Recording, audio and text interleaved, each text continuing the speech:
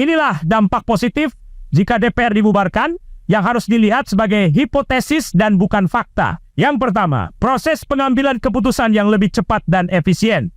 Akselerasi legislasi tanpa DPR. Presiden dan kabinet dapat membuat dan mengesahkan undang-undang secara langsung. Ini akan menghilangkan proses negosiasi, lobby, dan perdebatan yang seringkali memakan waktu berbulan-bulan, bahkan bertahun-tahun. Kebijakan yang mendesak, seperti respons terhadap krisis ekonomi atau bencana alam, dapat diterapkan lebih cepat. Penyelarasan kebijakan keputusan tidak lagi terhambat oleh kepentingan politik atau fraksi yang berbeda. Eksekutif dapat fokus pada agenda mereka tanpa hambatan, yang berpotensi menghasilkan kebijakan yang lebih terpadu dan selaras. 2.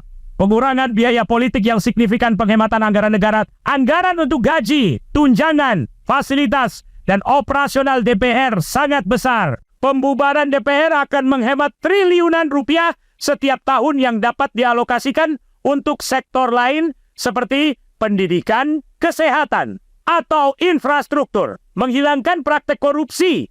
Anggota DPR seringkali menjadi sorotan dalam kasus korupsi tanpa adanya lembaga ini. Potensi korupsi yang terkait dengan lobby, proyek suap, legislasi, dan pengesahan anggaran dapat berkurang secara drastis. 3.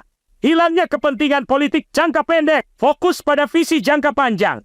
Anggota DPR seringkali membuat keputusan berdasarkan kepentingan elektoral untuk memenangkan pemilu berikutnya atau kepentingan fraksi mereka tanpa adanya tekanan politik semacam itu. Pemerintah eksekutif dapat fokus pada visi dan program kerja jangka panjang yang lebih strategis untuk negara.